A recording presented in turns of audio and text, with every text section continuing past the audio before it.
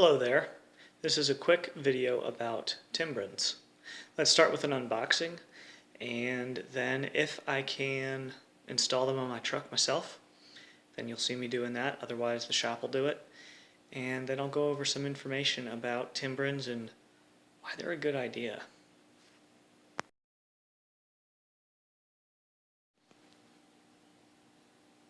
So here's the box that they came in. Let's see if I can open this thing up with one hand and I'll show you everything that comes in them. It says Timbren, SES on it.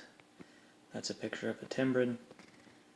It's basically a bump stop, but it's just designed in such a way to where it does way more than a bump stop. Okay, so there's that here. Sorry if the lighting's not very good. We're just in my study, and lighting's not very good in my study yet. That's a Timbren. It's really, really hard. I'm squeezing it with everything I got right now, and it's not doing anything at all to it. It's got one end with some threads in it, and one end is open. Comes with two of them. These are front suspension hardware.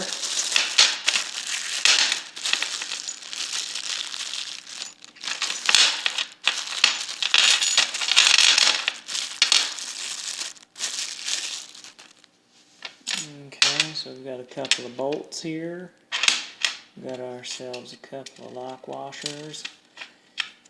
And a couple of these guys here. These are like, I don't know what you call a square washer. I've seen them before, but I'm just going to call them a square washer. This is a square washer that's in the shape of a wedge.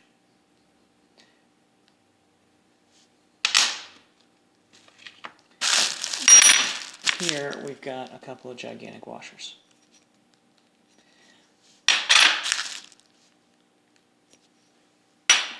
So that's everything that comes with the Timbren kit, at least the one that I purchased for the front suspension for my 2005 GMC Sierra.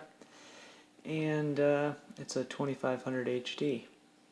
And I put a snowplow on the front, and what these do is they take a great deal of the load. Once it gets down to this bump stop here, it takes a lot to compress them. So they are load-bearing components. They take stress off of the suspension so that the snowplow out front isn't damaging my suspension. Let's see what we can do about getting these installed here soon. I believe this cost me somewhere in the neighborhood of just shy of $300, maybe not just shy. I think it was $247 or something like that. I'll put a couple of links in the description. Hopefully the links last. Alright, let's get to installing these and getting them secured on the truck. So here in my truck, this is the driver's side tire. There's the shock. I think those are called struts. And then if you look back here, right through there, you can see that circle thing coming out from under that piece of metal. That's where the bump stop goes.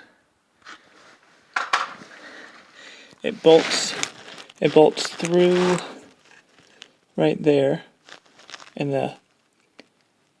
it sits right here in this gap. So I'm going to spray some penetrating oil on the bolt there,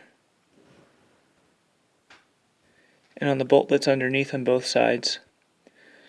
Then probably wait 15 minutes and spray some more, wait 15 minutes and then spray some more, and then see if I can't crack those bolts loose, and then get these guys installed.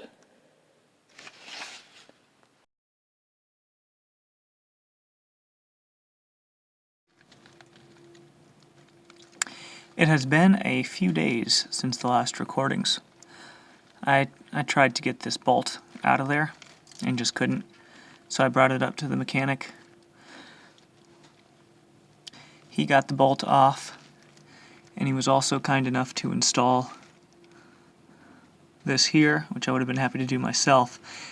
I don't know if kind enough to do it is the way to put it. You see, I don't think he put this on here right. See how the bolt is just there? There's no washer there. So there's no real support. Maybe he did it right, and the giant washer won't fit there. If we look on the underside of it,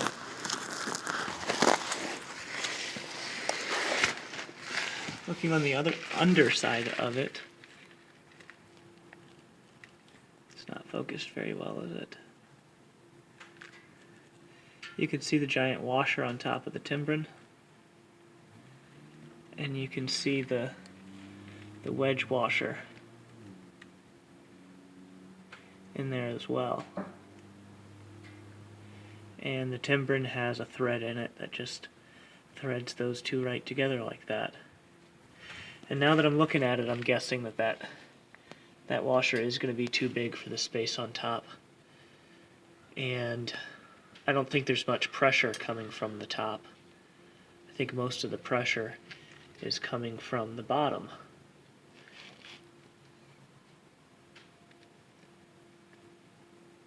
What I'd really like to do is to have that big washer be up against the metal and the wedge washer be underneath.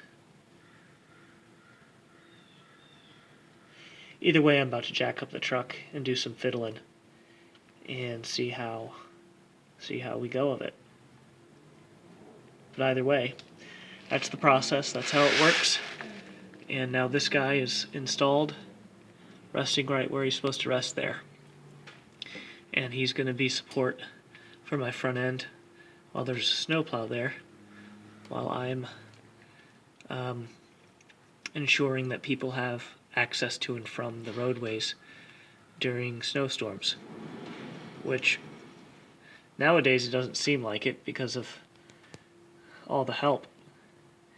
But every time there's a snowstorm, it's basically a mini disaster, because if it wasn't for all of the help, nobody would be able to go anywhere unless they had super heavy-duty four-wheel drive equipment, and even then it would still be slow going.